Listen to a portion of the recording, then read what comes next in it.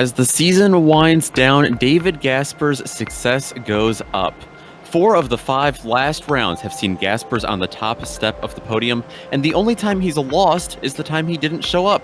Before the season finale at the attrition-filled grassroots track at Lime Rock Park, we first have to tackle the 10-turn monster in Ontario, Canadian Tire Motorsports Park.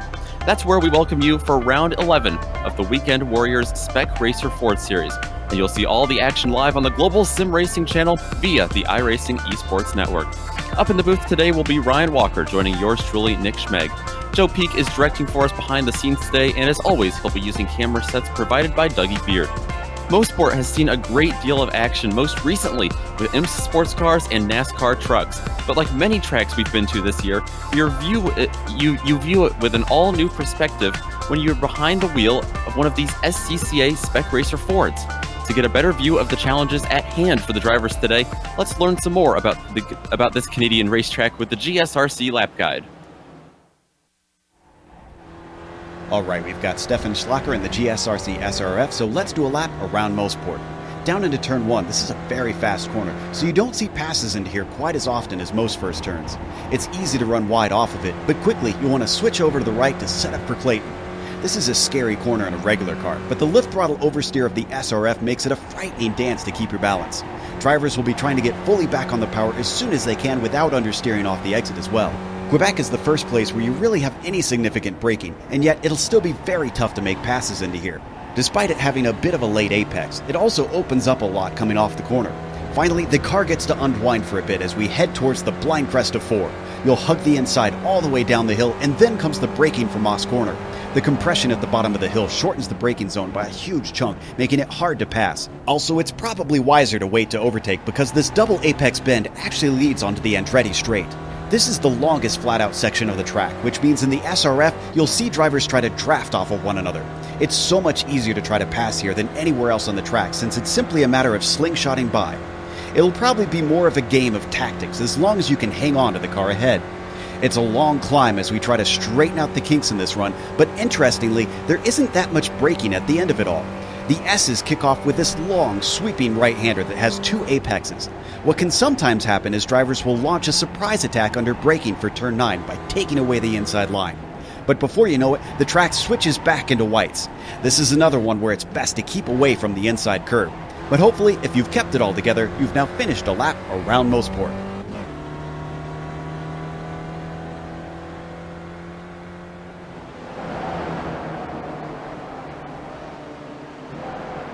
Ryan, in my pre-race notes for coming into today's event, I did a couple laps around Canadian Tire Motorsport Park, and I described it like a roller coaster.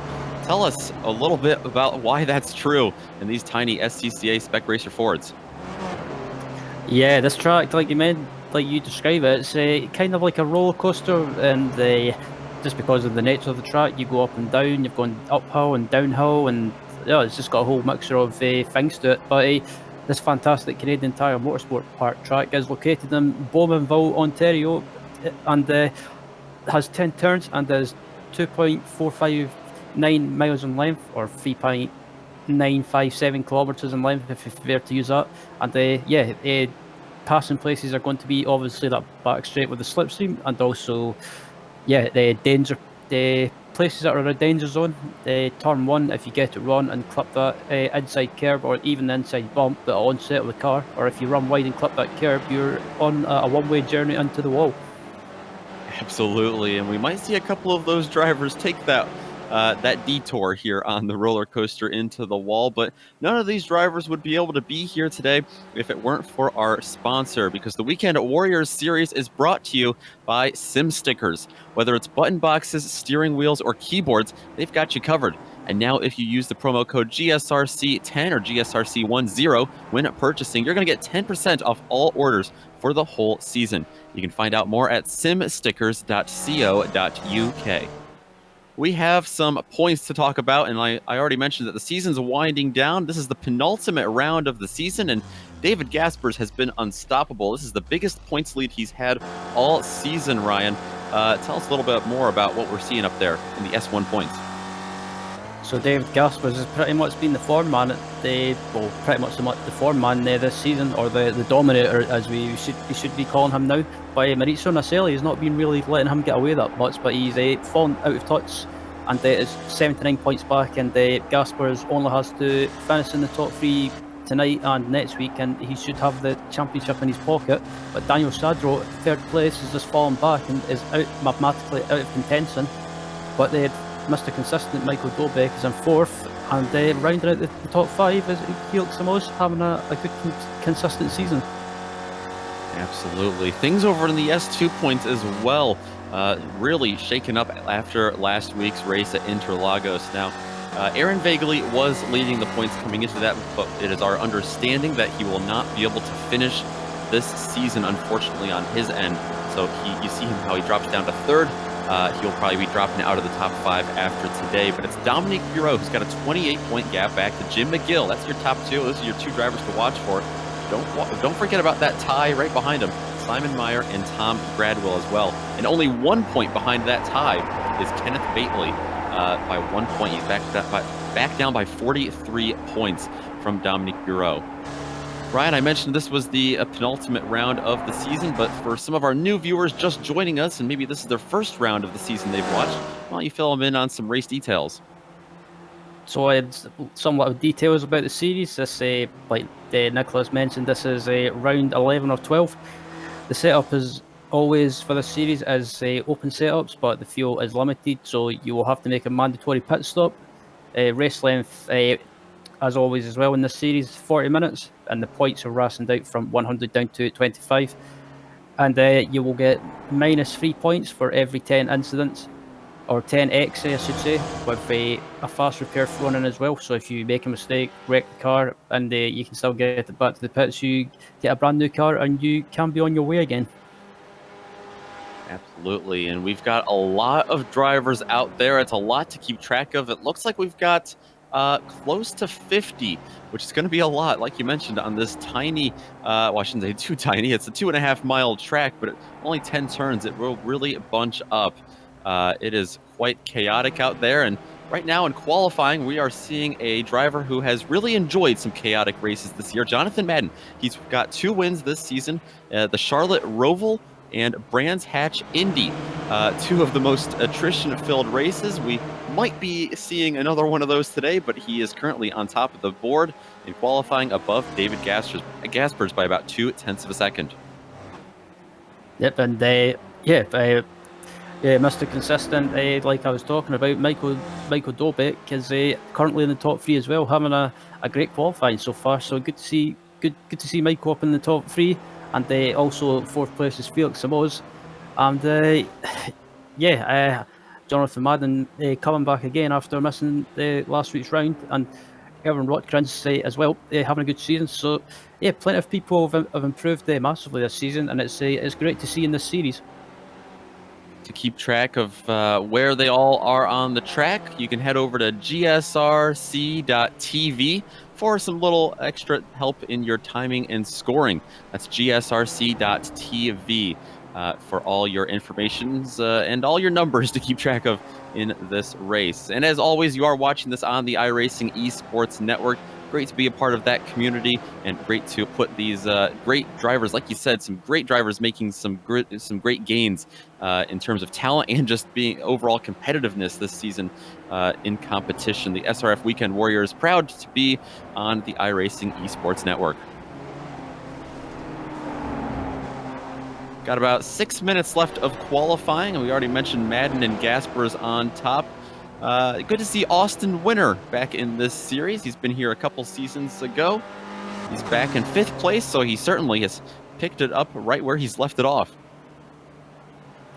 Absolutely, and good to see Austin up there in the top 5. And like you mentioned, he's a name I recognise as well in the iRacing service. And I don't think I'm not sure if he's done much racing lately, but either how, it's good. Or either way, I should say, it's good to see him back on track. Looking down through the Spec 2 points, or the Spec 2 timing and scoring, I should say, we Talked about how tight some of the points scenarios were over there. It's Kenneth Bately, who was just 1 point off the graphic, remember, back behind that tie for 4th place. He's got the pole right now, the provisional pole, I should say. He's back 21st overall on the grid.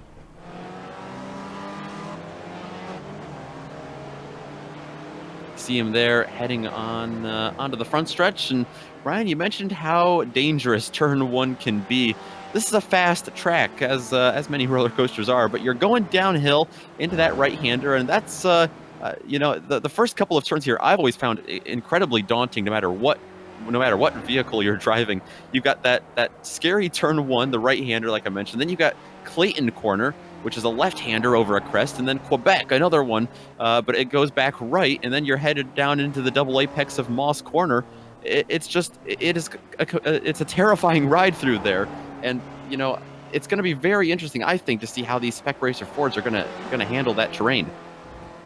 From the races I've done around here, last season in the official series for this car, it's a fun track to race around, but it's one of those tracks that you can't really.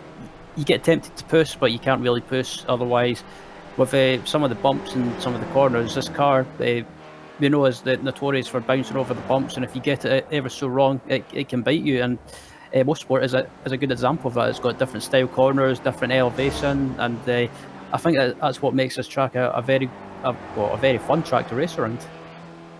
Absolutely. Hopefully some of the drivers are able to keep their cars intact today. You get a little bit of a break from the elevation after you exit Moss Corner, which is the double apex named after and helped designed by the great late Sterling Moss. And then you get launched onto the Mario Andretti straightaway, where we've seen draft all season long, but this straightaway a little bit curvier, a little bit bumpy. Like you said, the entire track really is. You've just got to keep your car consistent around here and keep that pace. This is a physically this track will physically wear you out. Yeah, and I've had that as well around this track as well. It's maybe not a long track, but just because you're not really getting a break, but probably because it's like a corner. There's a corner every few seconds that you're always having to concentrate, and it drains you mentally as well. Yeah, you've got to stay on top of things, just like Jonathan Madden has continued to do throughout qualifying. Haven't seen too much change, really, in qualifying. See Adam Bradshaw there, trying to gain some extra spots. He's back in 17th. That one's going to be a bit slower. How about Jonathan Madden? Can he improve? He's going to get a little bit squirrely in that 96 car. Like you said, Ryan, this track will bite you in a hurry. Yeah, and also that grass as well. If you clip it ever so slightly, or even get on the grass, it's with the new updates that are being released or have been released recently. It's that grass is like driving on ice. So you clip that grass or go on the grass, you've got no chance. And around this track, you're basically a passenger.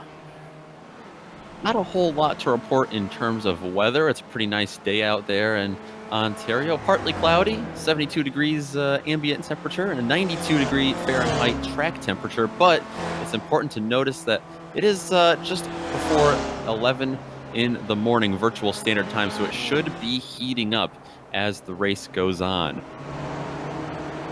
We've got 25 cars out there that are split by 1 second. You look back through the field, you've got some huge names back inside the top 25. I mean, Tim Van Dormelen, who we've seen contending for podiums, he's back in 25th. You know, Simon Meyer, he's back in 29th. Jim McGill, another S2 driver that's fighting for a championship there, 31st overall. I was wondering if lap traffic would play a toll at all in this race, Ryan, and I'm not so sure it will as much as I thought with how close these times are together. Yep, and it's just the proof again that this league, it might be in a way a fun league, but on the other hand, it is really close when it comes to lap times. And like you mentioned, the top 25 are covered by 1 second, so it's very, very close. And I think it's going to be, if David Gaspar can't get away, I think it's going to be hard to predict a winner. And with Motorsport, it's one of those tracks. It's unpredictable, and I think unpredictability is going to be the name of the game this evening. I think that could be the motto to wrap up the season here in the last 2 rounds. Motorsport and Lime Rock staying up in the Northeast in North America, and it's going to be a fun 2 weeks. It all gets kicked off here in a moment, though, because qualifying coming to a close. Drivers putting down their last lap times. There you see Antonio Reese back in the 007. He's back in 12th, not able to improve his lap time there. Neither is Richard Franco. How about Bob Kern, the New Yorker, back in 23rd overall? He's going to head to the pits, as are many of the drivers, and we might have to keep an eye on pit entry because that was a little bit sketchy for them. A little bit of contact there. That was Michael Dobek that came through and gave him a little bit of a shove. Got a couple more drivers out on track. Gorka Iturrate is the next one. He's going to stay left of that yellow line and stay on track. He's sitting up in 10th right now with a 133.1.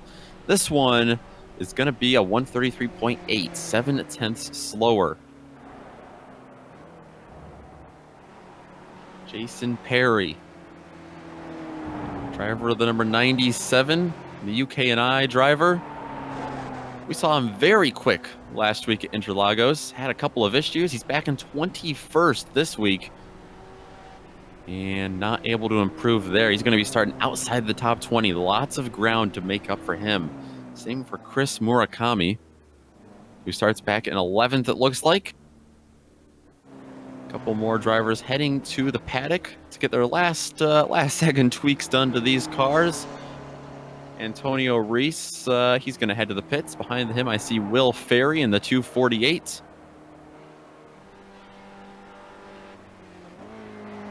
Ferry sits down the order a bit in 39th. 134.4 is the time to beat for him. He's going to come across out of whites and across the line a 134.4, it looks like, again for Will Ferry. That, I believe, is going to wrap things up here, and that's going to make Jonathan Madden your pole sitter once again in the Weekend Warriors. He's going to be starting alongside David Gaspars on row number 1. It's a competitive row 2, though. Michael Dobek and Felix Simoes are going to be hungry for victory. Austin Winner, his return. Can he charge to the front and live up to his name, starting in 5th place? Erwin Rotkrins is going to be one driver he needs to hold off. He starts alongside of him in row number 3. Maurizio Nacelles and Michael Shaw going to make up 7th and 8th. And row number 5 is going to go to Samuel Dick and Gorka Iturrate. Starting in 11th is Chris Murakami. Alongside him is the flying Portuguese driver Antonio Reis in 12th. 13th is Ian Haycox with Daniel Sadro in a lonely 14th position. 15th is Hugh Haycox with Larry McLeod in 16th. 17th is series organiser Stevie Ray. 18th is Sergio Dorelli. 19th is Adam Bradshaw. And rounding out the 20 is the flying Canadian Dominic Bureau. Jason Perry and Simon Meyer will follow in row 11. Row number 12 is going to go to Bob Kern and Stephen Elson. Then you're going to have Ed Doherty rounding out the top 25 with Kenneth Bately falling behind him. Tim Van Dormelen in 27th and Kurt Nunez will roll off 28th, but row number 15 is going to go to Jorgen Peterson and Jerry McReevy. The beekeeper Jim McGill starting in 31st with Miro Haraski starting in 32nd. 33rd is Tom Gradwell. 34th is Richard Franco with Paul Jackson in 35th. 36th is Andrew Cox with Jeff Jacobson starting in 37th. 38th is Jeff Cantor, Will Ferry in 39th. And starting in 40th is Gary Walball. Vincent Brown, Brian Breisted, Wayne Walker, Raymond Nunez, and Andrew Wozencroft will be our last drivers to set a qualifying time. There's the top 45. Then you've got 5 drivers behind them. Philippe and Yannick Chavin, again, do not set a qualifying time, but they'll roll off right behind 46th and 47th, along with Fred Desai, Josh Arnold, and Robert Ela. I see everyone in the session except Ela, and actually I don't see Chris Murakami here either. So Murakami, he just got here, so it looks like all of our top 49 drivers will begin to roll off on this pace lap shortly.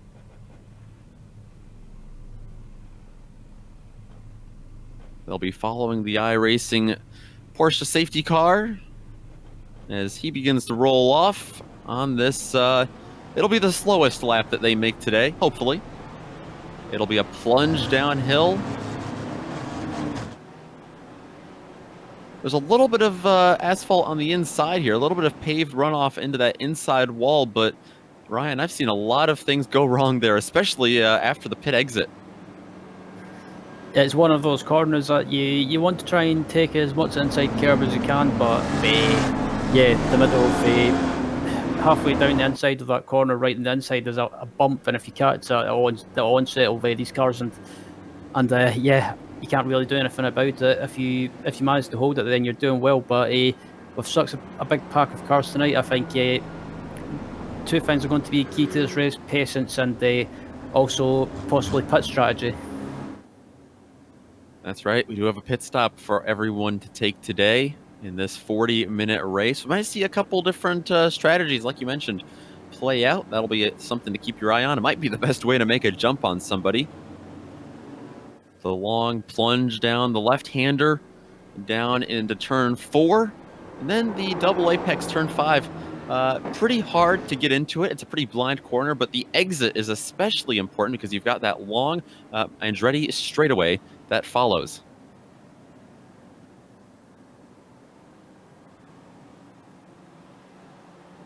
Great place to make up passes. Great place to catch a little bit of tow or some slipstream in front of you.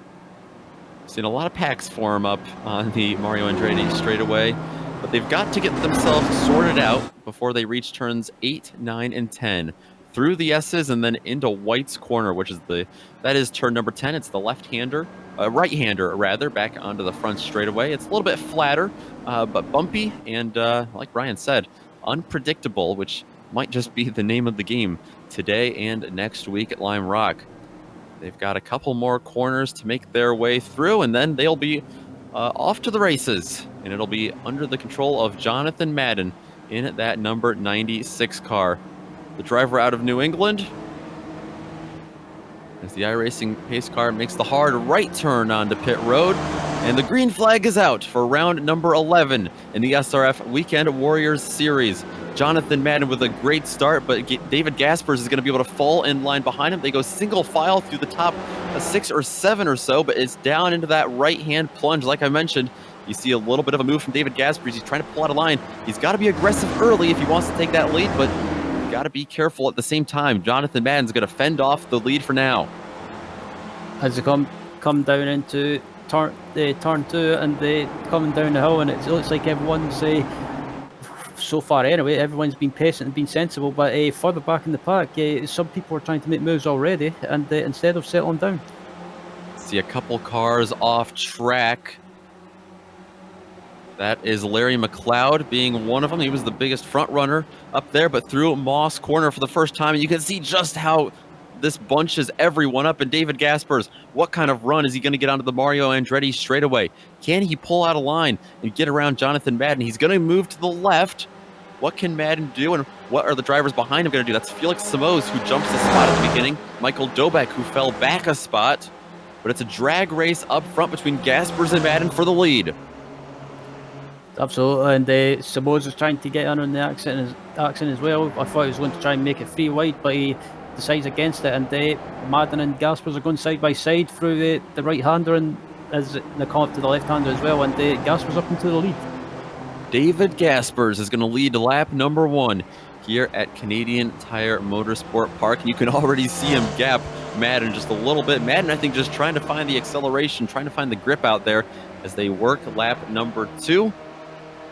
Everyone seems pretty orderly up front.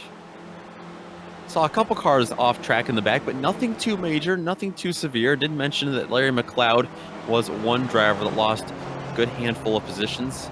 I see him, he fell outside the top 30, but everything clean for the most part, other than that.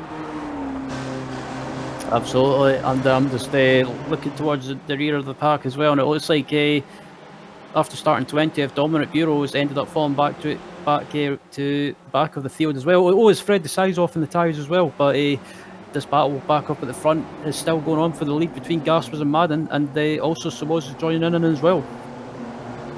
Drivers outside the top 40 continue to struggle, but the struggle up front, we'll see what Gaspars can do in terms of putting on a bit of a defense here. Ed Doherty has also gone around. This is out of Moss. He's going to get back going, though. Because up front for the lead, side by side, Madden's comes back to the point. He gets to the left side of Gaspar's, but it's that right-hander through turn number 8. It switches back in Madden's favor, though. Can he get his 96 out front? Can he clear the number 1 of Gaspar's? We'll see. He hits a big bump out there. Gaspar's able to take it now, and Madden aggressively shoves his way back in line. That's going to give him a big launch onto the front straightaway. Yeah, he's got a great run in the exit of the final corner, and but he doesn't try to make a move. And Michael Dobek up the inside of Felix Simoes, and it looks like he's got the move done up into third place for the German. Thought Austin Winter might come with him. He backed out at the last second. That allows Felix Simoes to stay in fourth, but Simoes right to the back of that number 42 of Michael Dobek. He wants that position back. Oh, and a big lunge from Jonathan Madden. Down the inside, a little bit of a mistake for David Gaspars. Madden's going to take the lead away from him.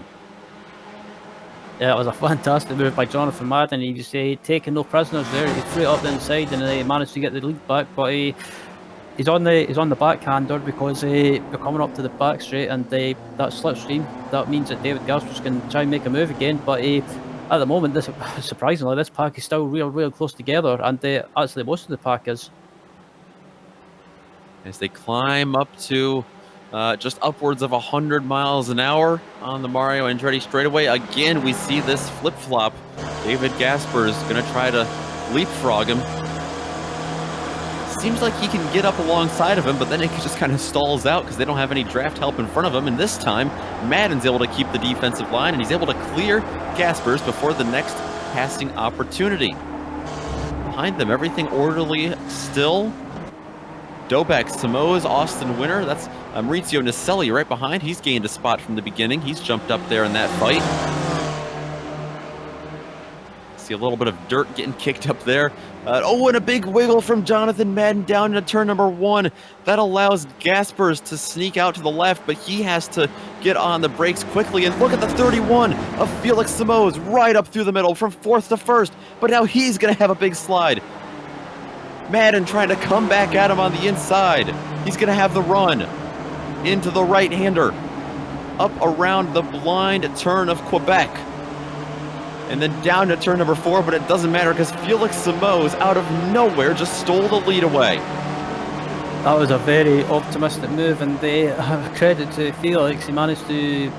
I was a bit scared watching him go 3 wide, and he managed to get through and take the lead. But he like Madden the previous lap, he's on the backhand, and heading onto the straight, he'll be under attack from Jonathan Madden, but also David Gaspars. And Gaspars, like to you, previous round, he's actually not getting away that easy. No, they're not going to let him get away. Madden's going to come right back to him. He's going to have the door open for him as well. Felix Simoes gives him the inside, and he's going to give him the lead as well. A little bit of a slide again for Jonathan Madden. He's got to be so careful. These cars tend to oversteer. We're going to see that play out all day here at Motorsport. What can Simoes do to react to this, to respond? Madden's going to lead that lap. Are we going to see another brave move down the inside from Simoes? He's going to be a little bit patient now as they get up on that curb in turn number 1. Oh, and a little bit of a touch. The patience runs thin. He's going to jump to the left side, and Madden's going to go around. Oh, that was unfortunate for Madden. He had a good start to the race, but like I mentioned before, Motorsport, it can bite you, and it just did right there, right now.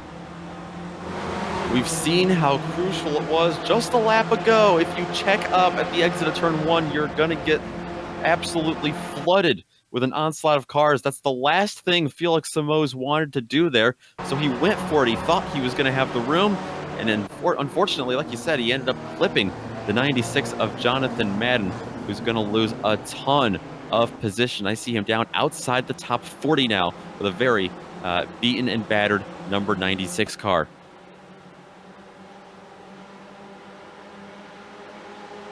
Up front, though, it's not over. Felix Simoes, he's getting swarmed now by David Gaspars. Coming to the close of this Mario Andretti straightaway. They continue to battle on behind them. couple of positions shuffling back in the midfield of the mid part of the top 10, but David Gaspar is sliding through the S's. He's going to take back the lead. Meanwhile, we had a couple of position swaps. Nacelles has gone to third place with Jim McGill making big. Actually, no, it looks like Jim McGill's gone to the pits, but Michael Dobek is going to have fourth place. Austin Winter has fallen all the way back to seventh, though. Yeah, and this just look at his line of cars as well. This is absolutely fantastic to watch, and surprisingly, this pack is still really close together, and this is why I love Motorsport, because there's not really a chance to get away from anyone, just because everyone's so close together, and that slipstream helps keep the pack together as well. So at the moment, this pack is still close, and absolutely fantastic battles going on through this pack. And Michael Dobek had a good start to the race as well, but yeah, just looking at this line of cars, it's unbelievable. I was watching Gorka Idirate jump out of line a little bit. He's back in 11th place right now. He tried to get around Michael Shaw, but he ended up losing a bunch of ground. Antonio Reese, he'll probably be able to jump him on the back straightaway here. Up front, Gaspar's not too much competition, because he's going to get a little bit of a bump draft from Felix Samos. Instead of getting leapfrogged, now he's getting pushed into the S's. I think Samos is thinking as well, if he tries to work together with Gaspars and tries to give him a bit of a bump draft, they can maybe try and pull away from the baton pack behind them. But it's not really an easy thing to do. But I think if David can just string some clean laps together, I think he could possibly pull away and just build up a little gap. Samuel Dick off the pace in turn one. He's going to lose a couple of positions as well. Already lost one to Hugh Haycox, but I think he's going to slide back in line in front of Michael Shaw. We've seen how critical turn one is. If you mess up, you're going to lose ground, and you might just lose your car, like we saw Jonathan Madden and Felix Samos haven't run into the issue with. But yeah, I'm really surprised, Brian. Like you mentioned, we're not seeing draft trains for him. We're seeing one giant train continue to run all together. Yeah, and I think was that Ian Haycox that just got sideways and Moss? I thought he did, but probably just my imagination. But it looked like he got sideways, but back up at the front, this battle for the lead is still going on, and Felix Samos, instead of staying behind Gaspars, is actually going for it now. But Gaspars is going to go defensive this time. Not going to let him have that. Not going to let him get through the easy way like Samos has done to a couple of drivers. So side by side through turn number 8. They'll switch back in turn number 9. Big slide for Samos. He's able to hang on to it. A lot of rubber being burnt by all these drivers trying to hang on to these Spec Racer Fords. And we have one person going into the pits. That's Ian Haycox, who just barely got into the pits. That is a tricky pit entry, and he just barely had to hang on to it there. Yep, and Ian Haycox, I think that's. I'm not sure if that pit stop's on schedule or not, but that's a bit early unless he's got damage. But yeah, look at the replay to see what happened, and it looks like he just coming into the final couple of corners, and it looks like he might have ran. It's on the pit entry. It might have. That was so close to cutting that tyre barrier. That is so close, and we might run into that later today, especially if multiple drivers are pitting at the same time. But yeah, this is early, definitely very early. I did see him get sideways through Moss a lap prior, like you had mentioned. I don't know if he hit the curb and maybe collected some damage through that, but either way, he has gone to the pits, and this battle for the lead continues all behind David Gaspars. They all freight train on the Mario Andretti straightaway. It's Gaspars, Samos, Nacelles, who's had a great run up from 7th to 3rd. Michael Dobek, Erwin Rotkrins, and behind them, another battle with Hugh Haycox, who's come all the way up from 15th to 6th. That's about to be 7th, though, because Austin Winter's going to get by him, it looks like. Yeah, and this battle for the lead is still going on, and Samos is getting sideways. Big slide out into the grass, and he comes back on, and he's going to end up clipping Nacelles. Dobek also getting contact, but two front runners taken out just like that. And it's like I said before, it's Motorsport is unpredictable, and so Mo's just went really off the racing line, and just possibly just got on some marbles and just lost grip, and carried too much speed, got sideways and tried to save it, and clipped that ice cold grass and just got sideways at the clip. I think that was I'm not sure it was a clip, but Dobek was one of them. Yeah, that was Dobek that came through, and you know, we've seen so many drivers down into turn number 8 go defensive like David Gaspars did that time, and that's why they do it, because there's no grip on the outside there.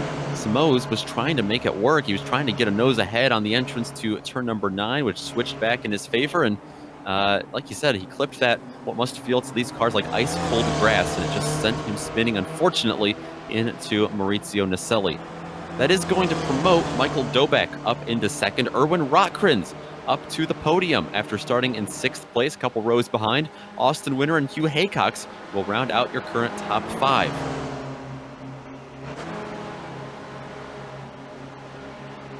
Oh, Sergio Dorelli, he's going to be side by side with Steven Elson. He's getting past, actually. This is back for 11th place. As we see some more drivers, it's beginning to calm down a little bit. Unfortunately, I think one of the reasons it is beginning to calm down is because of attrition. We've seen some drivers taken out and some gaps being able to form between the two.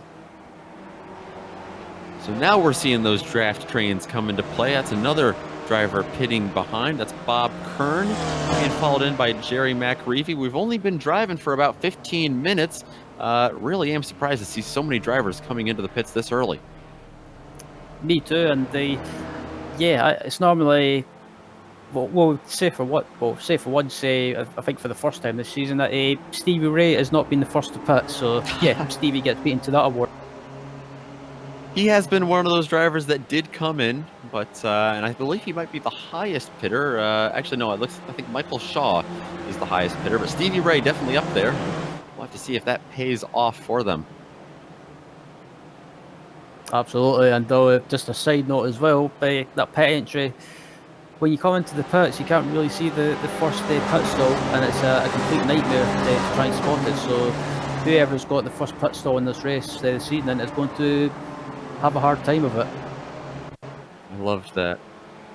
We're going to jump back to Kenneth Bately here. He run into an issue here. Oh, he did indeed, and he tried to save it, and unfortunately that wall is going to help him, but hurt him at the same time, and he sends it back across the track and into the tire barrier. Kenneth Bately running right now down in 35th in that 222 car. Man, right before we jumped to replay, we saw that overhead shot. Love that Dougie Beard camera of that chopper view of Moss Corner. It really shows you these cars twisting their way through this track.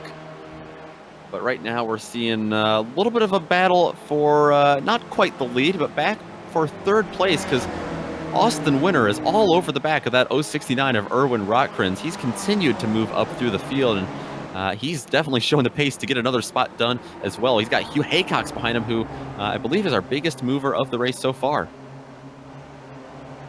He is indeed, and Hugh Haycock's trying to make a move on Austin Winter, but he can't really do anything about it. And also Michael Dobek is closed down and David Gaspar as well. But yeah, this pack is still close together, but it's not as close as it was before. But in the background as well, not far behind, is Samuel Dick, who's actually having a great run in this race so far. I think this is his best run of the season so far, currently sitting in P6.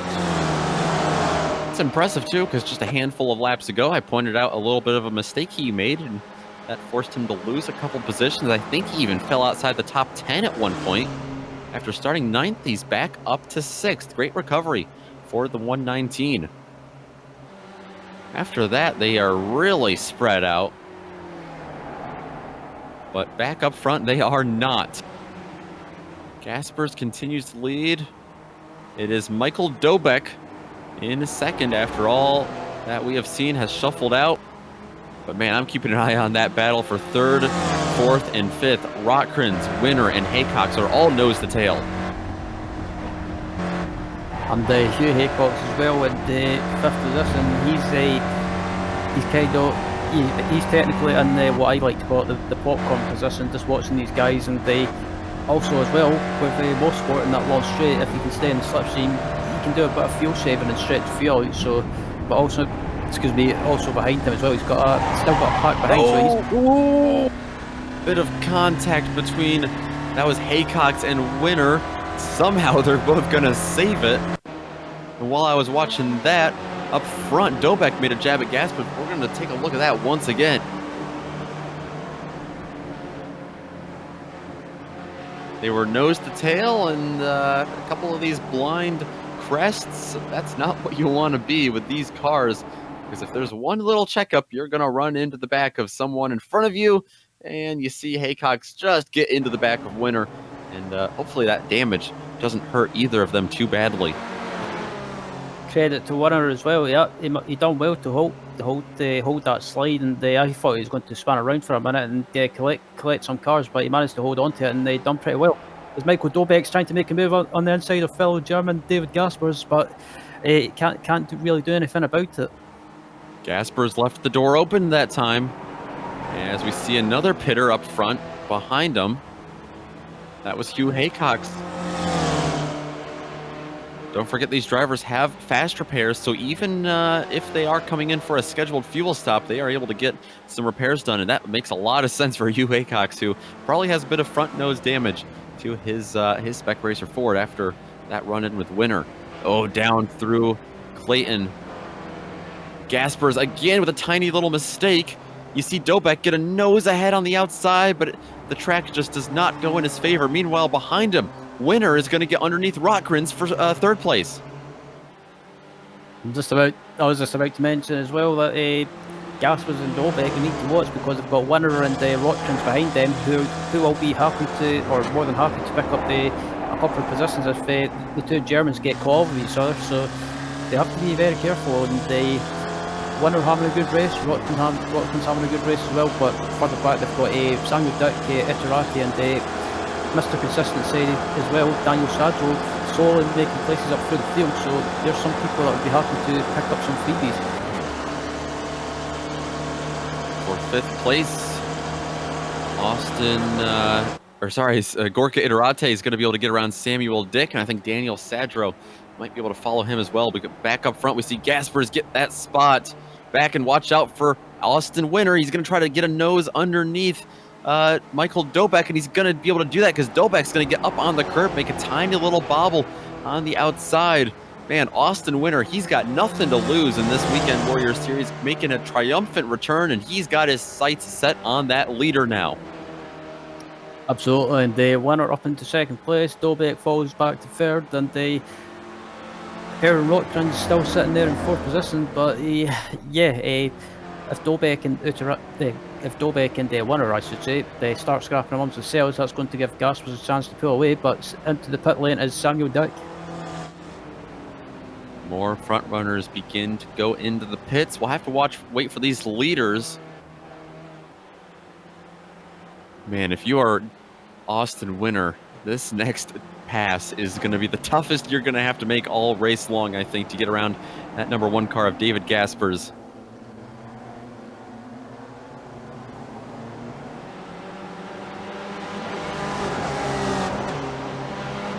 Good corner exit for everyone, but a little bit of a gap now for Gaspars back onto that second, third, and fourth place battle.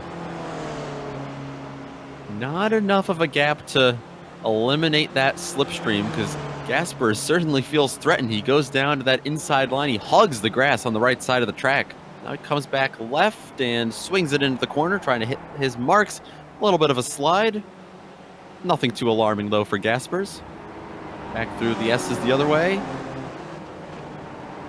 And it's going to be another lap led for David Gaspars. Austin Winner, though, he definitely closed that gap. Oh, a little further back. Had an issue. Let's take a look at the replay. This was Jeff Cantor. The 244 driver out of the Northwest. And he's going to go through Moss. And is this some curbs? Yeah, a little bit on a corner exit. When we come back live, you're going to see a new leader, Austin Winner. He has found Gaspers at his weak point in this track. Once again, Gaspers ended up going wide through Clayton, and Winner was able to take advantage of it. But Gaspers has got him back. Gaspers took advantage and managed to regain the lead, and David Gaspers gets a bit sideways through the middle of Moss, and sideways again on the exit, and David Gaspers, I'm not surprised either. I'm kind of surprised to see how he's been slightly rattled. He is really struggling through Clayton Corner, that left-hander, turn number 2. And he's going to have to be consistent, like we said in the pre-race show, throughout this entire racetrack. Now, look at this, side by side, but behind him, Michael Dobek. Who's he going to help? He goes down to the inside. Doesn't give a shove to Gaspers, but he sits right behind him. And it's Austin Winner to the inside, making a big slide. And it's David Gaspers, who is wisely going to choose, I think, to enter the pits right now. That's going to hand the lead over to Winner, but maybe not for long, because Michael Dobek, now he's got his nose of the number 42 car underneath, heading down into turn number 1. Hey, yeah, Dobek up the inside as well. He manages to get the move done just, and Michael Dobek back up into the lead. But if I was Michael Dobek and Austin Winner, I would be diving into the pits at the end of this lap and trying to cover off Gaspers. Gaspers has been so good in the pits this season.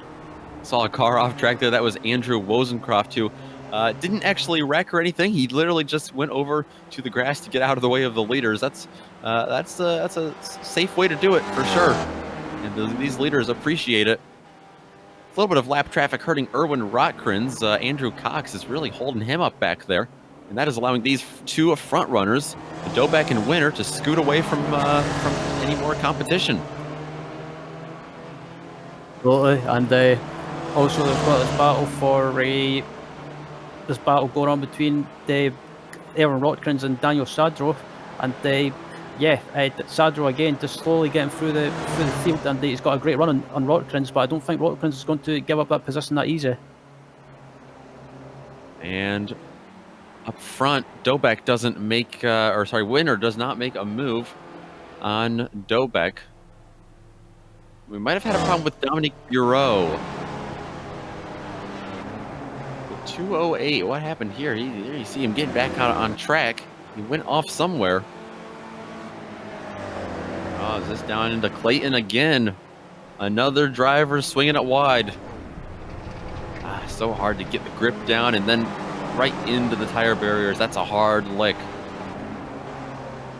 Yeah, it just looks like Dominic Bureau just went offline, and ever so slightly on the corner entry, and just ran wide, and just carried too much speed as well. Lost the rear, and from there on he was just a passenger as Michael Dobek leaves the pits right now. And I think David Gaspers could possibly jump him as Gaspers is coming round. This is going to be really close. And they're both going to be out in front of Austin Winner, who sits a bit behind him. But yes, Gaspers does indeed come out in front of Michael Dobek after that's all said and done. But for right now, Erwin Rotkrins is going to have the lead. And a little bit of a new battle for the lead is between him and Daniel Sadro.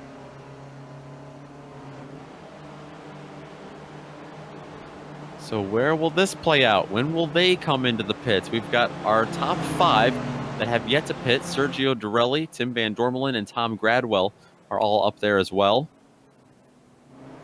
There you see the pit comparison. Austin Winner quite a bit slower, as Sadro is going to go side by side with Rotkrins. Sadro is going to get out ahead for now. Is he just trying to get to the pits before Rotkrins does? We'll see as they come out of turn number 9. No, neither of them are going to go to the pits now. So it looks like. Oops, sorry. I was just gonna say behind them, Sergio Dorelli does go to the pits, but other than that, yeah, Sadro and Rotkrins stay out.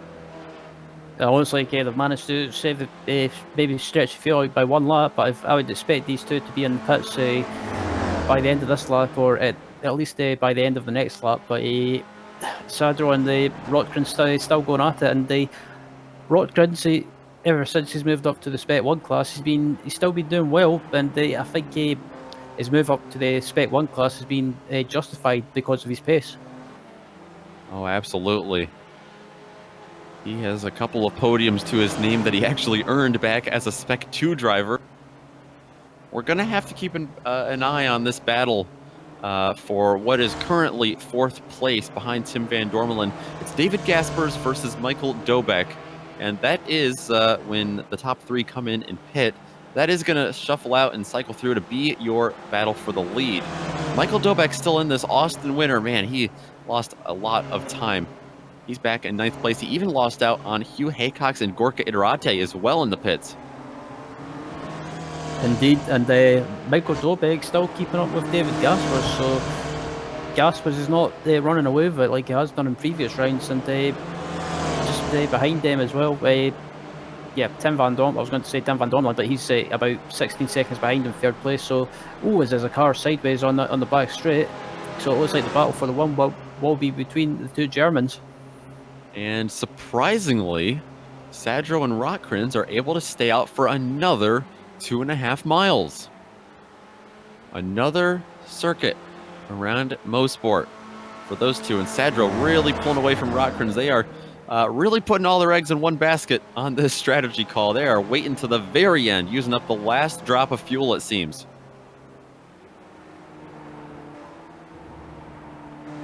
So we'll have to keep an eye on them. We'll have to see if that helps them at all, or if it hurts them, and if so, how badly. Where they will come out of the pits in relation to Gaspers and Dobek. Idirate and Hugh Haycox battling as well. This could very well become the battle for the podium as well. Both of these drivers started back in 10th and 15th respectively, as Idirate makes a big slide. That's going to hand things over to Hugh Haycox. They've got to watch out because Austin Winter is coming in a hurry. He's going to swallow up that 4th place position. Oh boy. Idirate struggling up front. Another big slide through Moss. He has burnt up those tires, it seems like, as Winter is going to slingshot around him already on the Andretti straightaway. And Hugh Haycox has sailed away from both of them. Absolutely. Hugh Haycox, he was quite lucky not to run into the back of Idirate. He's actually done quite an impressive move around the outside, and Hugh Haycox up into 5th place, but that should be 3rd place once the pit stops are done, as it looks like Sadro and Rotkrins are into the pits. Yeah, it took them over half an hour to get there, but they have come into the pits, and Gaspers and Dobek about to fly by on the left side of that partition. They will be taking the lead once again. Those 2 up front, as you see, that's Erwin Rotkrins come out of his pit stall. Daniel Sadro is going to come out in front of him, and they're going to come out right in the mix of this Haycox Winter and Idirate battle. They're going to fall behind Winter in front of Idirate. And Sadro gained some time in that pit stop, and they came back out in front of Haycox, Winter, and Rotkrins, and Idirate as well. So Daniel Sadro done what he done at Silverstone a few rounds ago. They managed to gain time in the pit stop, so maybe that he didn't have to take as much fuel. He stole that podium out from underneath Haycox and Winter, and now he's got the task of hanging on to 3rd place for the last 9 minutes of this race. But back up front, it is now officially a battle for the lead. Gaspers and Dobek, they're all by themselves, and it's going to be a boys have at it scenario, because they are going to battle for this lead and battle for this win ultimately. Side by side down the Andretti straightaway they go. And Dobek pulls out from the slipstream and tries to make a move on the outside, coming down to the right and left-handers. And Dobek, I have to say, I've been really impressed by him in this race. He's actually given David Gaspers a good run for his money, and he's not. Is he going round outside? He has. Fantastic move. That is indeed. Not many people have been able to do it. In fact, many have wrecked trying to do that. Now he's going to have the inside back down into turn number 1. Gaspers is going to get a nose ahead, but he's going to have to get on the brakes a little bit earlier to fall back in line. Can he try the over-under? Gaspers has not been good through Clayton Corner. He's got to be extra careful here to make sure he keeps that number 1 car intact. Over the bumps they go, and now back uphill. It's going to be Michael Dobek keeping this lead. And David Gaspers is trying everything to stay with Dobek, but Dobek runs slightly wide, and as they come up up to the crest, heading down to Moss Corner. Gaspar's trying to go around the outside. Where is he? I think he's still on the outside possibly, but it's going to be the last of the late breakers, and Dobek manages to keep ahead. What kind of run are they going to get on the Andretti straightaway? Oh, it's a good one for David Gaspars. He's going to slingshot back to the right side of the track. That will be the preferred line, but can he avoid or can he find the grip down there on the inside with a shallow entry? He might be able to swing back to the outside. He's going to end up clearing Dobek before they even get there. That's exactly what he does. Back down through turn number 8.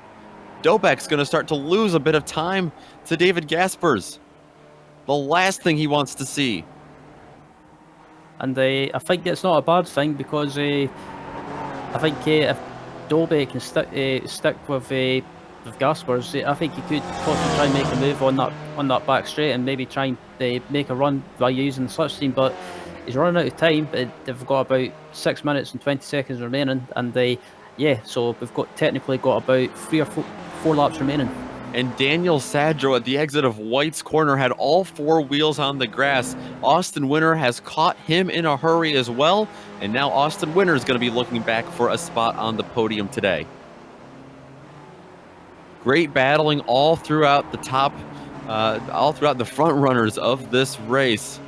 Gaspars has held Dobek off so far. You know, Michael Dobek, he's 4th in the points, yes, but he only has 1 podium finish all year long. It came way back at Donington in round 3. It was a 2nd place finish for him. He would love another podium today, but he would love to get on the top step for the first time, as Sadro has a big slide coming out of Moss Corner. That's going to allow Austin Winter to have a big run down the Andretti straightaway behind these leaders. And Michael Dobek's got a run on David Gaspars again, but just behind those the two Germans as Daniel Sadro and Austin Winter battling. But behind these two as well, we've got Hugh Haycox, Aaron Rothgrens, and it looks like Gorka Utarate.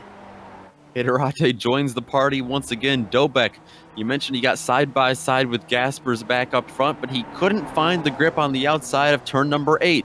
So Gaspars will lead yet another lap. They're running out of time. It's less than 5 minutes left now for anyone to try to break the shell and get past David Gaspars for this win. Austin Winter has jumped Daniel Sadro up into 3rd. But behind them, it's a very hungry Hugh Haycox, Gorka Idrate, and Erwin Rockkrens, all back to 7th place, looking, waiting if anything should happen to those guys up front. Dobek's got a nose ahead of Gaspars for the lead.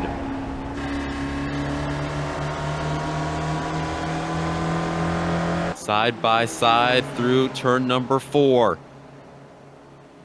Dobek backs out of it a little bit. Up through Moss. Dobek needs a big run here. That's how he's going to end up winning this race. But he can't quite get the throttle down like he needs to. He's going to have to rely on the slipstream of Gaspars. Gaspars might have a little bit of help in front of him. Andrew Wozencroft up there on track. The lap car. We'll see which driver this plays out in favor of. They all ride in line behind him. Dobek's got a big run now, but it comes a little bit too late. He has to get out of the gas. Down through the S's. The right-hander. The left-hander, where he tries to cross him over and come back at him with a full head of steam. And now he tries to carry that speed through whites onto the front straightaway. Oh, it looks like Gaspars is starting to pull away. Yeah, David Gaspars just started to, like you mentioned, pull away. And I think Dobek, I don't think at this moment in time, I don't think Dobek has an answer to Gaspars. Gaspars is just managing to just keep it tidy and get a good exit. And but I think Dobek's best chance is it's on that back straight, but he just can't get the run on the exit. He's got to get through Moss Corner beautifully, and he's really struggling to do that. He's able to catch Gaspars, just can't get side by side, and he's only going to have a couple opportunities left. We're less than 3 minutes to go in this penultimate round of the Weekend Warriors season. Nothing has changed back for that battle for 3rd place. Winner is still being followed by Haycox, Sadro, and Idarate.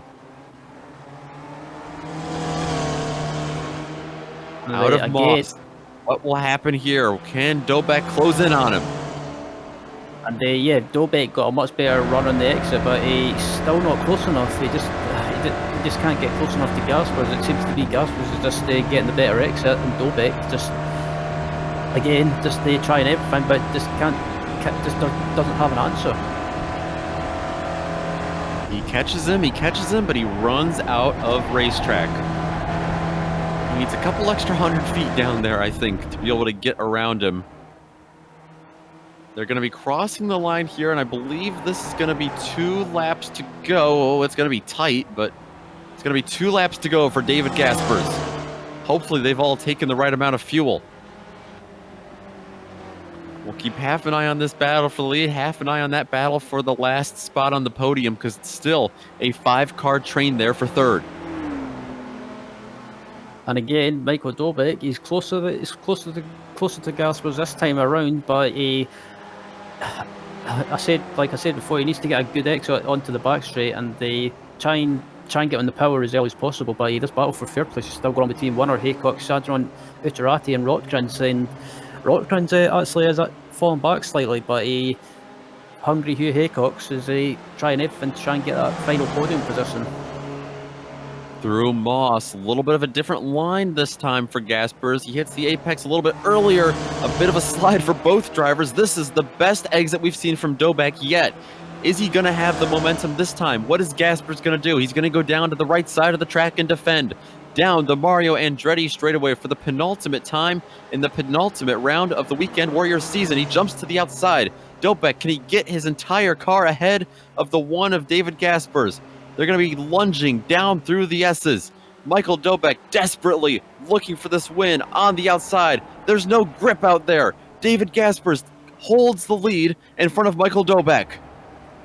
If I was Mike, I would have waited until maybe the next to the final lap and gone into the back straight. I would have waited, but he's actually not falling back that much. If he could just stick with David, he could, and try and get the run or the better run onto the entry of the back straight, he could possibly get the slipstream and try and make a move. Well, this is his last chance. White flag is out here at Canadian Tire Motorsport Park. What kind of run can Dobek get through Clayton? Gaspers looks good. He looks to have cleaned up that corner. Through Quebec, trying to close in on him. He gets a bit of a run. Gaspers goes just a hair wide. Is it a big enough mistake to open the door? Meanwhile, back for third, things have started to fan out as we've got a battle for fourth. Sadro and Haycox. We'll keep an eye on that though. For the lead, a little bit of a lockup from Michael Dobek up into Moss. He tries to late break. Not a great exit, but what kind of slipstream can he get down the Mario Andretti straightaway? He's going to try to close in. He will close in, but how much and at what pace and what can he do around the outside? Michael Dobek looking for his first win of the season. David Gaspers looking for his 6th. Dobek is there. He's going to jump to the outside of the last second. Can he pinch him down in the corner? Can he find the grip on the outside? He cannot. He tries to hold it. Tries to get a nose back in underneath. Gaspers is going to give him the room, but he doesn't need it. David Gaspers is going to hold off after a big slide out of White's corner. Coming to the line, David Gaspers wins at Mosport. For third place, it's Austin Winner coming across the line just a hair in front of Hugh Haycox, Daniel Sadro, Iterate, and Rotkrins. What a race. As more drivers, we've got 50 cars coming across the line.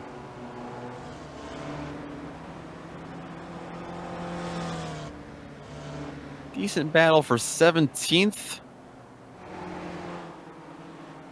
That's Yannick Chavin trying to close in on Antonio Reese. Reese with a big slip up there at the end. He might have gotten a slowdown penalty side by side at the line. It's going to be Chavin, Franco, Hrotsky, and Reese back there. I think Reese might have ran out of fuel at the end. More drivers coming across the line. Jonathan Madden finds himself 23rd across the line.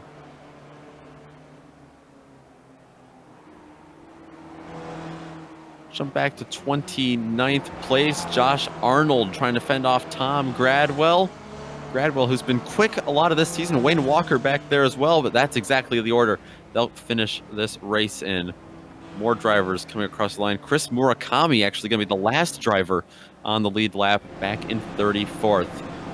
We're going to have to take a break to catch our breaths, and so are the drivers. 48 drivers able to finish this race out. They are actually able to take the grid. I believe about 40 drivers able to finish this race here at Motorsport. We're going to take a break on the Global Sim Racing channel on the iRacing Esports Network. Upcoming events sliding across your screen. Make sure to mark them down on your calendar. But we'll be back with a full rundown of results and some driver interviews.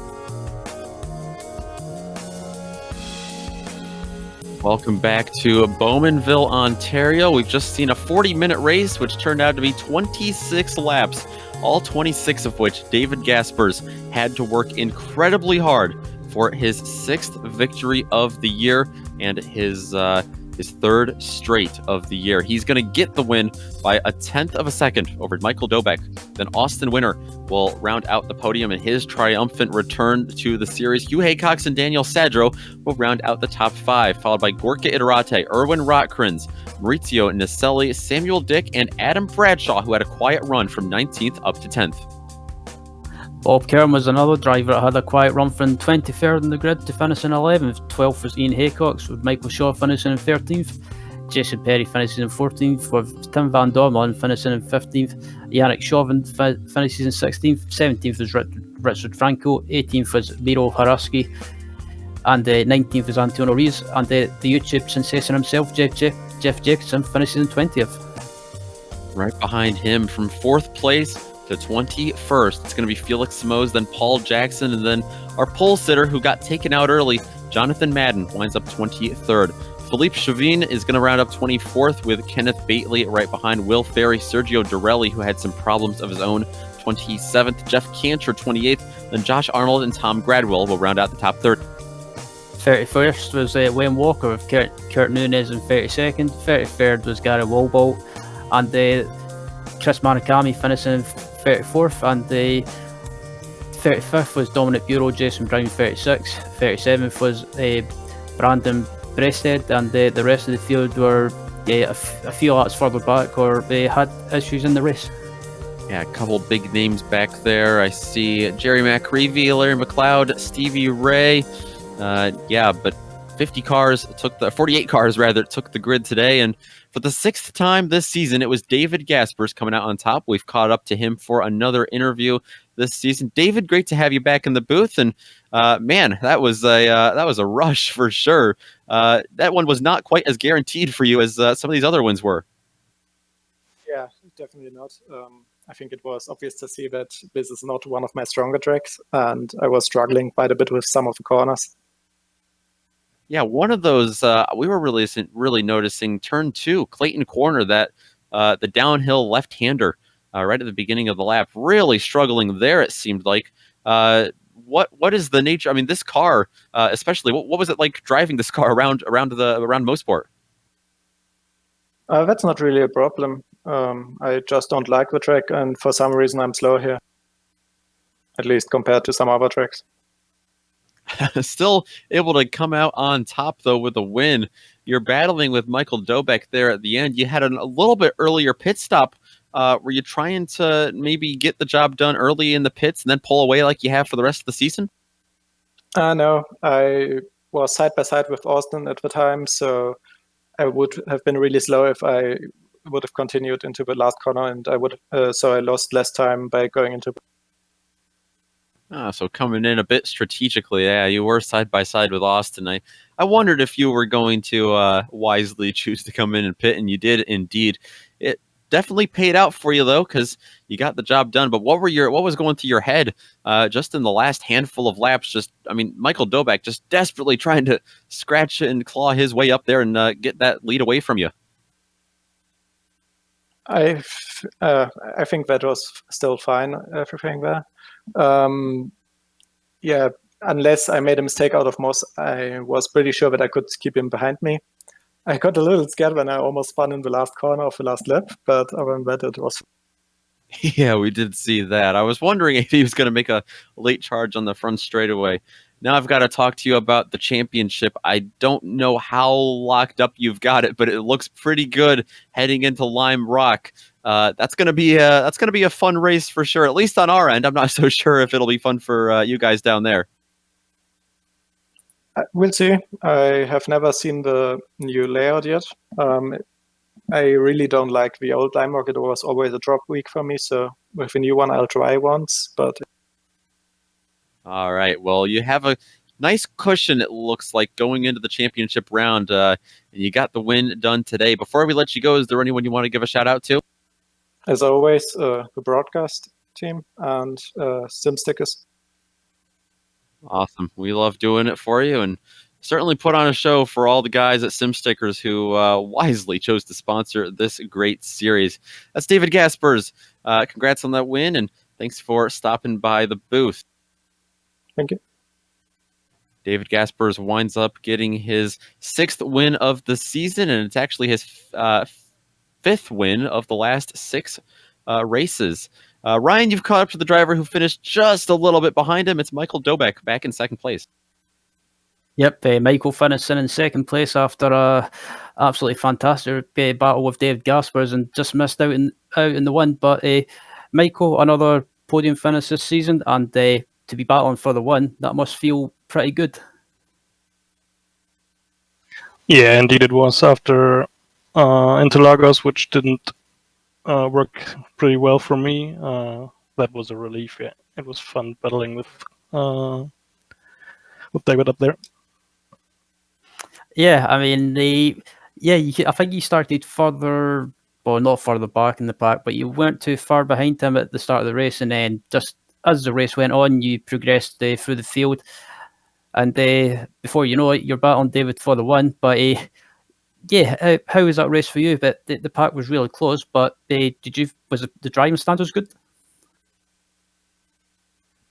Yeah, the driving standards were perfect as always. From my point of view, I was lucky. I ended up P3. Had a good draft, which you definitely need around here, unless you're otherwise you're dead. And yeah, just hooked into the draft and went with the fast guys. And yeah, unfortunately, we lost Simon and John and also Mauricio very early. So it was David and me, and yeah, it was fun. And before we let you go, are you looking forward to Lime Rock Park next week and the new version, or have you done any laps around the new version? And if so, what do you think of it?